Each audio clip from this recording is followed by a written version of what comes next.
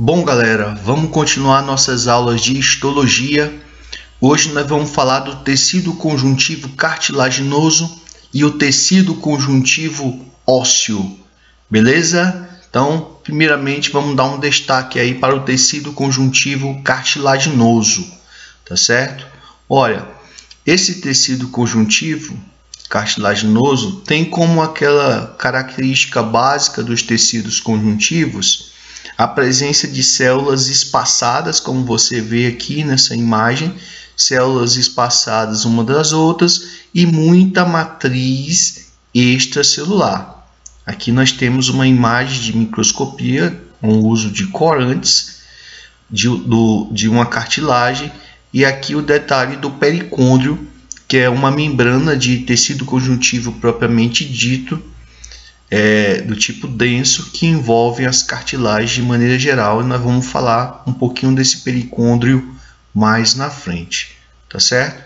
Bom, esse tecido cartilaginoso, ele tem assim uma particularidade em relação aos demais tecidos conjuntivos, é que eles não são inervados, não passam nervos por eles, e eles são avascularizados, tá certo?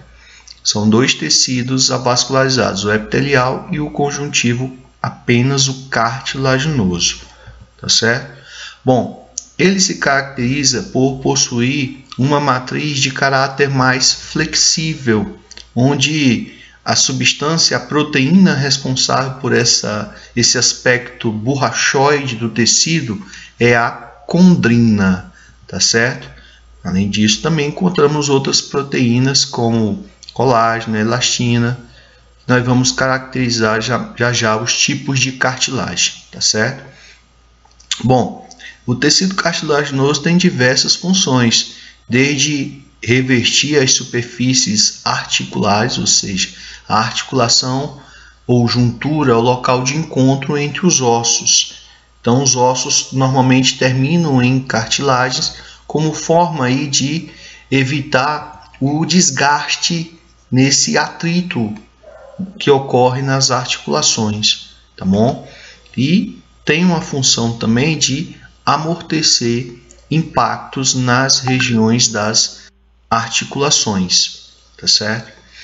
Bom, nós temos alguns animais, destaque aqui os peixes cartilaginosos, como o tubarão, as raias, que a cartilagem forma o próprio esqueleto deles. São chamados de peixes cartilaginosos por causa disso, tá certo?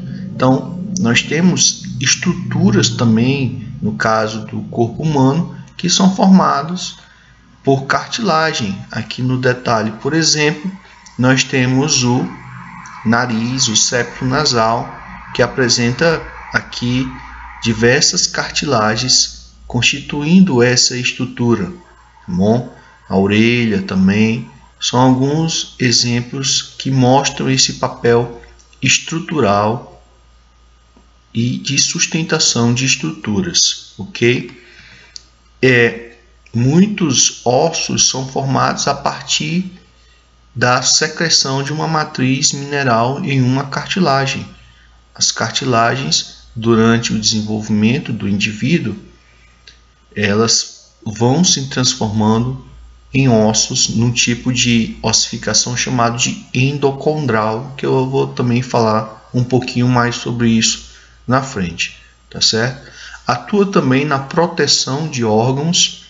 Se a gente pegar, por exemplo, a caixa torácica, onde muitas costelas se unem ao osso externo por cartilagem, essa cartilagem ela também exerce um papel aí de proteger os órgãos aqui da caixa torácica, como pulmões, como coração, ok? Então, existe também esse papel para o tecido cartilaginoso, que forma uma estrutura maior, que seria a cartilagem. A cartilagem, de maneira geral, ela é considerada um órgão. Por quê? Porque ali você tem tecido cartilaginoso e o periósteo, aliás, o pericôndrio. Periósteo é no osso. O pericôndrio que reveste a cartilagem é formado por tecido conjuntivo propriamente dito, denso. Então, como tem mais de um tipo de tecido, a cartilagem ela é considerada aí um órgão, tá bom? Nós temos aí alguns tipos celulares. Por exemplo, os condroblastos é o nome que se dá para os fibroblastos das cartilagens, ou seja, são as células responsáveis por produzir a matriz extracelular nas cartilagens. E à medida que essa célula ela vai se diferenciando e envelhecendo, ela passa a se transformar num condrócito, que é uma célula já adulta, tá certo? E não tem tanto esse poder de secreção como tem os condroblastos.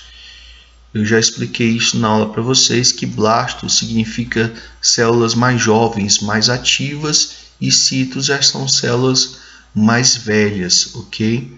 Bom, no pericôndrio que eu falei para vocês, que é a membrana de tecido conjuntivo propriamente dito, denso, que envolve as cartilagens, nós encontramos também células condrógenas. O que é isso? São células que originam novos condroblastos. Tá bom? São células, o pericôndrio, além de nutrir a cartilagem, porque como a cartilagem não recebe vasos sanguíneos, é através do pericôndrio que os nutrientes passam para as células da cartilagem. E além disso, nós temos células ali precursoras de células de cartilagem, tá certo? Como as células condrógenas. Agora, de maneira geral, a cartilagem ela tem um baixíssimo poder de regeneração. Dependendo do pedaço de cartilagem que é perdido, ele não é recuperado, ok? Porque de maneira geral, a gente considera que o tecido cartilaginoso ele não se regenera, tá certo? Apesar do pericôndrio ter algumas células que podem se transformar em novos condroblastos, isso é considerado mínimo. Bom, existem no nosso organismo 3 tipos de cartilagem. A cartilagem mais encontrada no nosso corpo é a chamada cartilagem hialina, tá certo? A cartilagem hialina, ela tem uma matriz extracelular mais homogênea, formada principalmente por colágeno e condrina. É a mais encontrada no corpo, ocorrendo, por exemplo, na laringe, nos anéis da traqueia, né? Aqui na figura, por exemplo, ocorre aqui nos anéis da traqueia. Essa cartilagem cricoidea faz parte da parte mais baixa da laringe. Aqui, por exemplo, na cartilagem tireoide, que está ali sobre a glândula tireoide. Nas extremidades dos ossos do nosso sistema esquelético, nos brônquios, que também fazem parte do sistema respiratório, nas extremidades das costelas, que eu falei, ajudando a fechar a caixa torácica. O embrião, ele é formado, na maior parte, por tecido. O esqueleto ainda é formado por cartilagem, tá? E muitas dessas cartilagens vão sofrendo o processo de ossificação, tá bom? Então, essa é a cartilagem mais encontrada no corpo humano, tá certo? Bom, nós temos também a cartilagem elástica, que, como o próprio nome já sugere, ela tem mais elasticidade. Por quê? Porque além de colágeno, ela possui muita elastina. Ela tem um percentual alto dessa proteína chamada de elastina. E ela é encontrada, por exemplo, no pavilhão auditivo. Você está vendo aqui, por exemplo, a orelha toda perfurada aqui com esses píceis. Cuidado! Essa região aqui onde é perfurada, a cartilagem ela não regenera. Professor, mas vai ficar o buraco? Não, porque em cima dessa cartilagem tem pele. A pele se regenera. Então ela cobre, tá certo?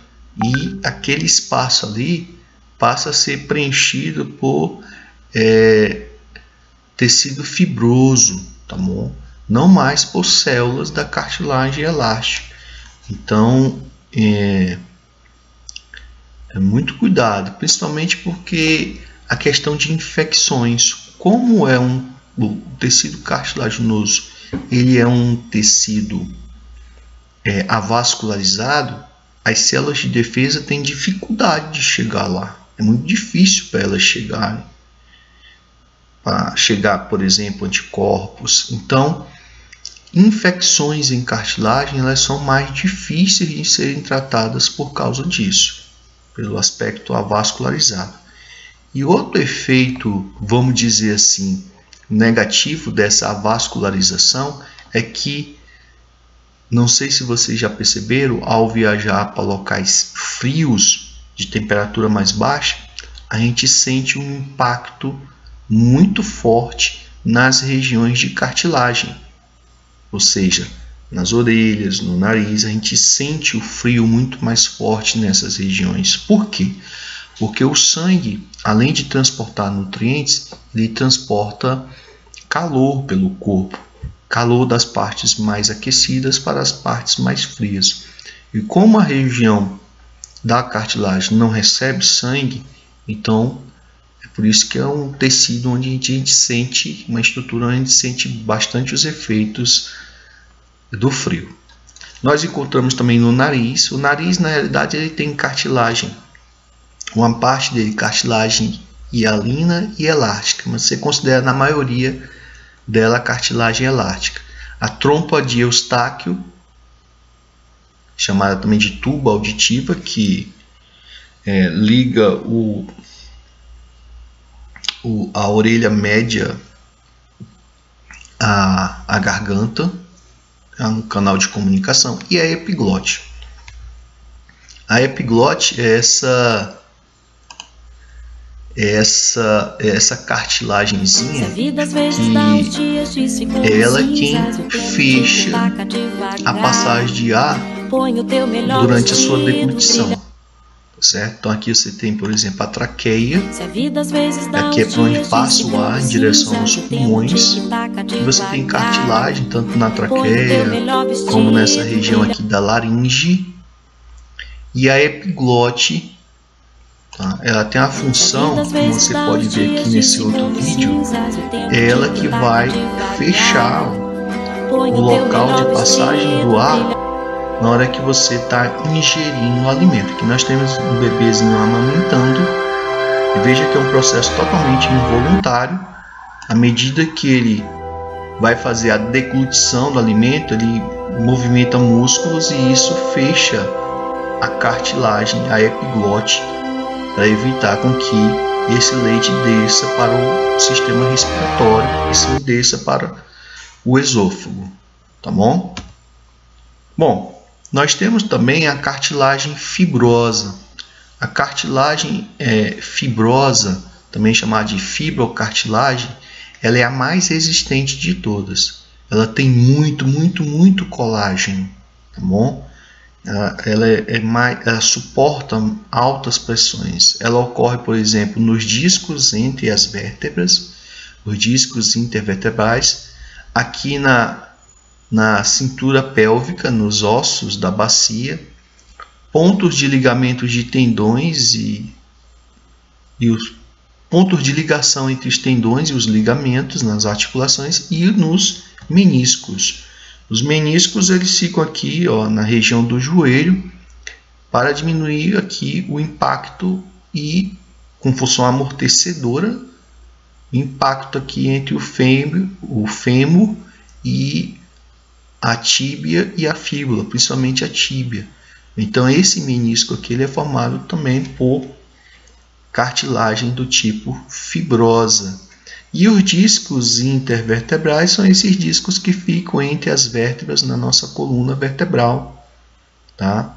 O desgaste dessa cartilagem aqui faz com que a parte óssea aqui, ela comece a pressionar a medula espinhal, que passa aqui, ó, na imagem, passa aqui por dentro da coluna vertebral. Então isso provoca dores nessa região, quadro chamado de hérnia de disco. Beleza? Bom, vamos falar agora do tecido conjuntivo ósseo. Tá? Junto com o tecido cartilaginoso, exercem também esse papel de sustentação de maneira geral, formando aqui no caso a estrutura do osso, que também o osso é um órgão. Essa imagem é uma imagem clássica de um corte de um tecido visto ao microscópio com o uso de corantes. E aí você percebe essa formação de camadas concêntricas, camadas de células, né, de osteoblastos, osteócitos, formando aqui essas capas concêntricas em torno de um vaso sanguíneo. Como você pode ver aqui no detalhe também, ó, forma aqui você tem as células, os osteócitos que ele fala aqui, e as lamelas, que são pequenos locais de movimentação de algumas células, por exemplo. Tá bom? E fica em torno aqui de um vaso sanguíneo. Tá certo? Em torno aqui de um vaso sanguíneo que percorre esses espaços aqui no osso, chamado de canal de Havers. Aqui é a parte mais compacta do osso e aqui é a parte mais esponjosa do osso. E a membrana que envolve o osso é chamada de periósteo, seria equivalente ao pericôndrio nas cartilagens. Então, o tecido ósseo ele já é inervado, é vascularizado. A matriz extracelular já tem um caráter mais rígido, tem uma parte orgânica formada pelo colágeno e uma parte inorgânica formada por fosfatos de cálcio e fosfatos de magnésio, assim como carbonatos de cálcio e carbonatos de magnésio.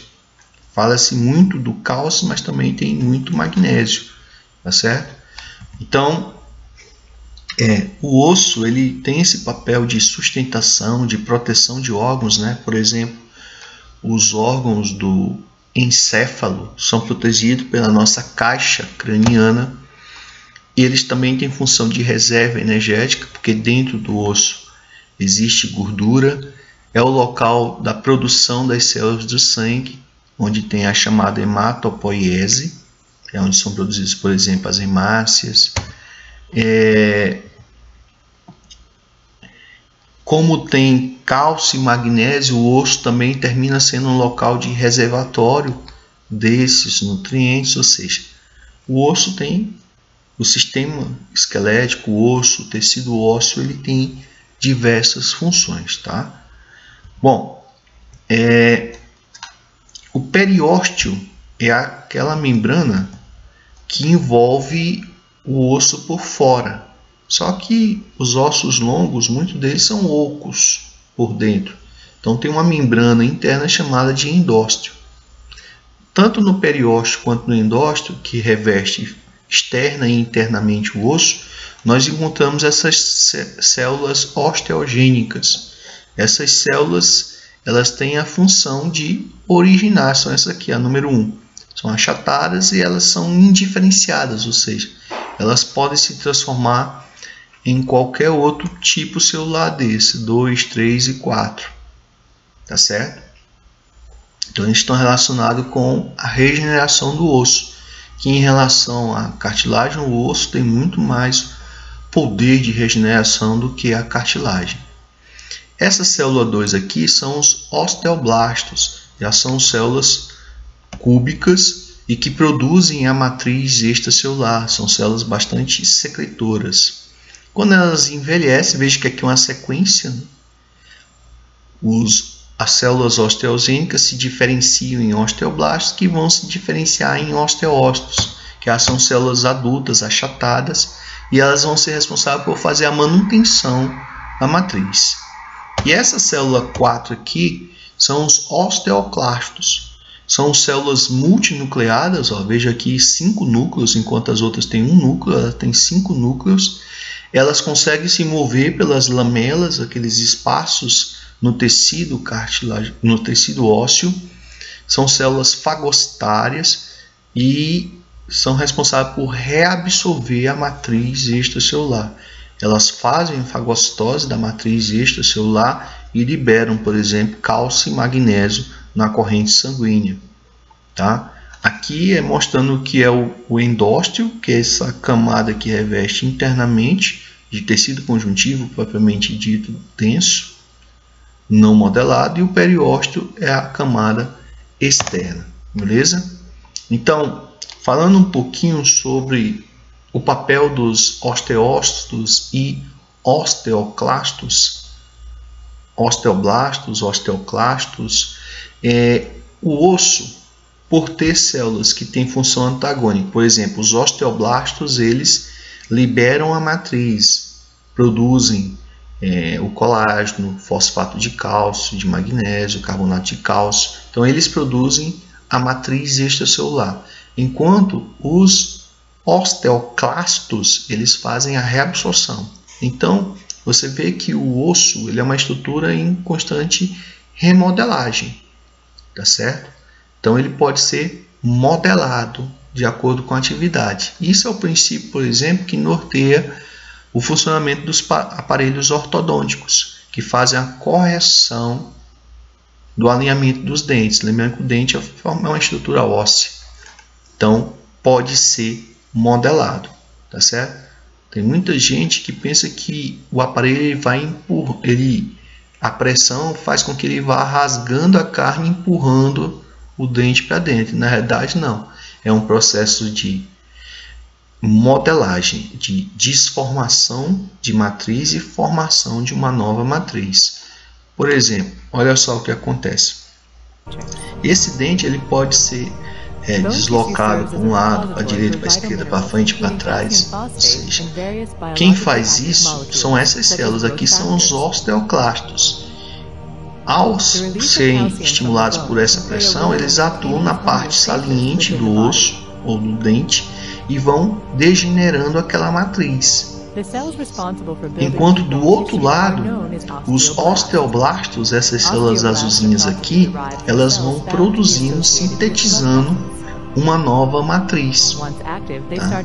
E isso vai fazendo com que o osso vá sendo remodelado. Falando aqui o dente, mas também o osso onde esse dente está fincado, certo? Então é importantíssimo o papel dessas células na remodelagem. Você tem os osteoblastos, essas azulzinhas, que vão produzindo aí uma nova matriz extracelular, e você tem os osteoclastos que vão consumindo essa matriz extracelular. Tudo isso vai permitir, por exemplo, que o uso desses aparelhos ortodônticos vão fazendo a movimentação pouco a pouco daquele dente que você, os osteoclastos consomem essa parte da matriz onde o dente está fincado e os osteoblastos vão sintetizando aqui uma nova matriz nessa parte óssea, né, do palato onde esse dente aqui ele está fincado. E aí você faz a correção. Lembrando que essa movimentação ela pode ser para um lado, pode ser para frente, para trás, para a direita, para a esquerda. Vai depender, né, do ajuste que você faz e o tipo de pressão que o aparelho exerce aqui, a direção desse aparelho, a pressão de que lado que ele está exercendo. E aí você pode fazer correções.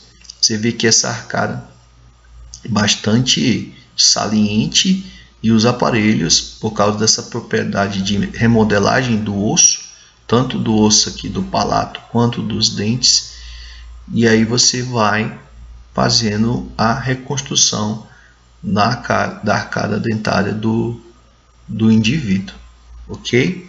Bom, outra coisa importante relacionada a essas duas células é o papel delas na homeostase do cálcio. O cálcio ele tem uma concentração média no sangue de 9 a 11 mg para cada 100 ml de sangue. Então, o que acontece? Uma hora essa taxa de cálcio tende a subir, outra hora ela tende a diminuir. E aqui nós temos a participação de dois hormônios, a calcitonina e o paratormônio. Isso vocês vão ver na fisiologia também quando estiverem estudando o sistema endócrino, certo? Então nós temos aqui, por exemplo, a glândula tireoide, essa rosinha aqui, e as paratireoides que estão coladas nela. São essas 4 glândulas aqui, representadas por esses círculozinhos. A tireoide, ela produz a calcitonina e o paratormônio é produzido pelas paratireoides. Então, o que acontece? Quando a taxa de cálcio, tá certo, diminui no seu sangue, por exemplo, você passou um grande período sem se alimentar, muitas horas sem comer, ou sem comer um alimento com fonte de cálcio. Então, o que acontece? As paratireoides liberam o paratormônio. Esse paratormônio ele vai ativar aqui, o paratormônio vai ativar os osteoclastos, eles vão consumir a matriz e liberar o cálcio para o sangue, para elevar esse valor, voltar para esse número aqui. Já ao contrário, quando a taxa de você acabou de, por exemplo, tomar um copo de leite, então a quantidade de cálcio no seu sangue aumentou muito. E aí a calcitonina, ela vai ser liberada pela tireoide, ela vai ativar os osteoblastos e os osteoblastos eles vão tirar esse cálcio do sangue e produzir uma nova matriz extracelular, tá certo? Então toda hora esses hormônios estão trabalhando para manter esses valores aqui de cálcio num valor constante, beleza? É importantíssimo isso aqui, tá certo? Quando a taxa de cálcio está baixa, o paratormônio age para elevar ela. Quando a taxa de cálcio está alta, a calcitonina age para diminuir a taxa do cálcio no sangue, tá bom? Bom, e como eu falei para vocês, a maior parte, aqui à direita, a maior parte da ossificação, ela acontece aí onde a cartilagem ela se transforma num osso. Ou seja, dentro da cartilagem é produzida uma matriz. Nós, por exemplo, nascemos com cerca de 262 ossos e o indivíduo adulto tem 206. Então, muito desses ossos eles tinham cartilagem entre eles, essa cartilagem se transformou em osso, eles se uniram, por isso que esse número diminui. É o tipo de ossificação chamada de endocondral ou intracartilaginosa.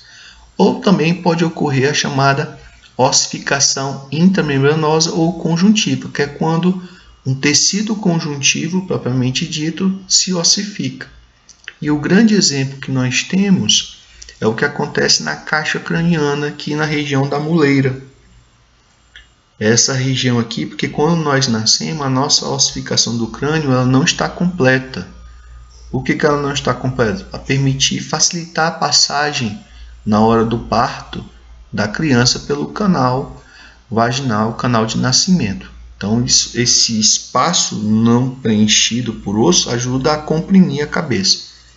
E aí, nos primeiros 6 meses, aquele pedacinho de pele que está em cima do cérebro, ele se ossifica e fecha o crânio. E aí você passa a ter o crânio maciço. Então aí é um tipo de ossificação chamada de intramembranosa, ok?